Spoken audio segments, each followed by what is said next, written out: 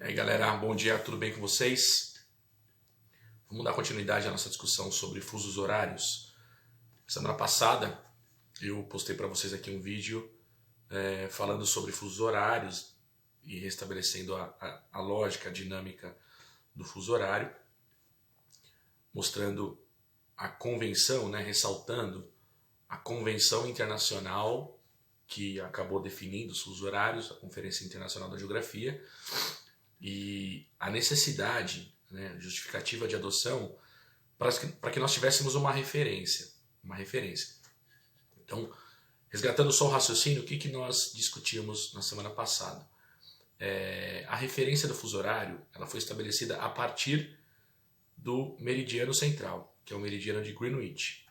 Então, o meridiano de Greenwich é uma linha imaginária que passa pela Europa, passa pela Inglaterra, cruza a África, que separa a nossa referência de longitude, o nosso zero de longitude. Então esse é o papel do meridiano, essa é a função dele. Considerando o movimento de rotação da Terra, então a Terra gira no movimento de rotação no sentido, na orientação oeste para leste. E esse movimento, para ele dar uma volta completa, ele dura 24 horas. Como é que nós convencionamos os fusos horários?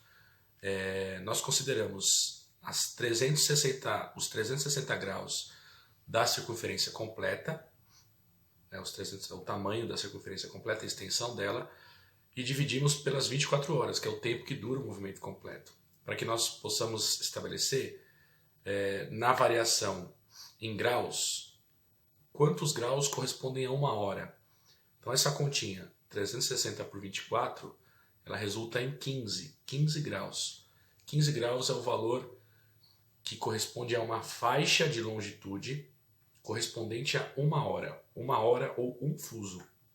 Então, lembrando que conforme nós caminhamos para leste, a cada 15 graus de longitude, nós ampliamos em uma hora.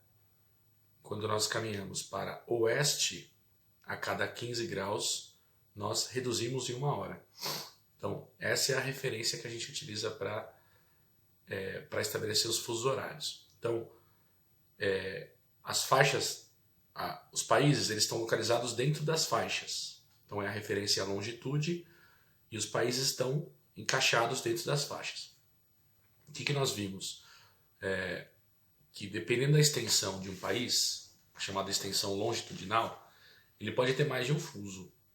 Tudo bem? A gente vai falar um pouco de Brasil hoje também. Qual é a grande sacada que vocês podem adotar para vocês não se perderem? Toda vez que você tiver uma orientação, uma faixa de fuso a leste, você está adiantado em relação ao meridiano central, em relação à faixa de fuso central. Toda vez que você estiver observando e a orientação for oeste, você está com horas reduzidas em relação ao meridiano central. É simples assim a observação para vocês. Agora, depende de onde você estiver. Se você estiver observando duas localidades dentro da mesma orientação, então, conforme você aumenta a longitude, você está, por exemplo, se eu estiver na faixa dos 15 graus oeste, estiver observando numa localidade a 75 oeste, eu vou reduzir as horas. Então basta eu verificar a diferença entre eles. Ok? Se eu estiver em duas localidades a leste, se eu estiver numa faixa de um país, uma localidade 15 graus leste, e quiser saber o horário num país a 60 graus leste, basta eu também verificar a maior longitude, vai ter o maior fuso. Ok? Para eu saber a diferença entre eles de horas, basta eu fazer uma subtração simples ali. Então essa é a lógica dos fusos horários. Eu queria acrescentar duas coisas importantes para nós hoje, para a gente poder também encerrar essa temática. Então olha só, o nosso planeta é uma circunferência, certo? Ela é uma circunferência, uma esfera. Na verdade, não é uma esfera perfeita, a gente já falou sobre isso. O meridiano central é uma linha imaginária traçada principalmente cruzando ali a região da Europa, África Só que esta linha, ela tem uma linha, a volta completa dela sobre a Terra corresponde a uma linha imaginária do outro lado, aspas, né, considerando a visão que nós temos do planisfério, do mapa mundi, do outro lado, que é o chamado antimeridiano de Greenwich. Então, antimeridiano é a linha oposta ao meridiano central. Essa linha antimeridiano, ela tem uma função importantíssima para a gente aqui no fuso horário. Ela corresponde à linha internacional da data, ou linha internacional da mudança da data.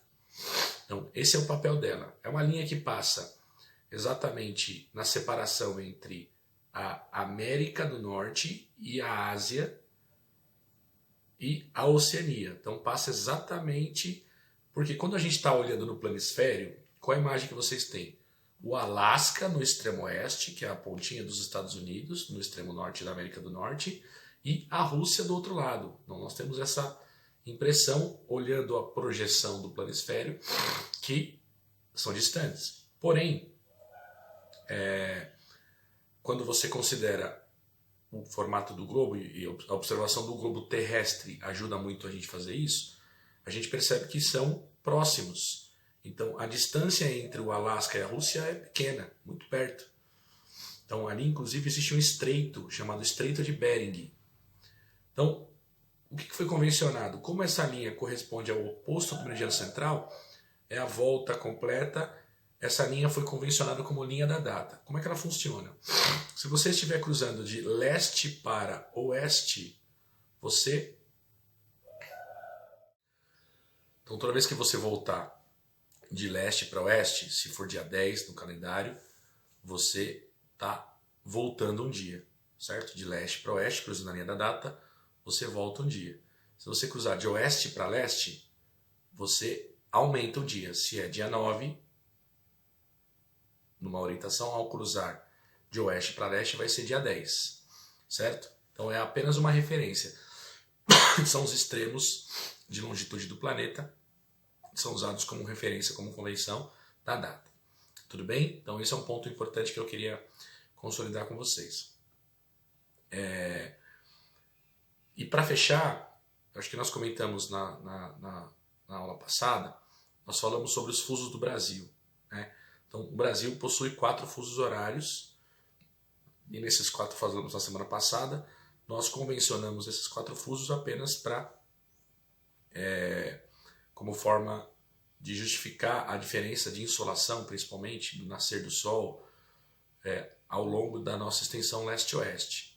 Falamos um pouco sobre horário de verão, tudo bem? Então isso consolida para nós, isso fecha o tema fuso horário para que a gente possa avançar no conteúdo, tudo bem? É isso, galera, até mais, boa semana para vocês, estudem para as provas, não esqueçam, um abraço.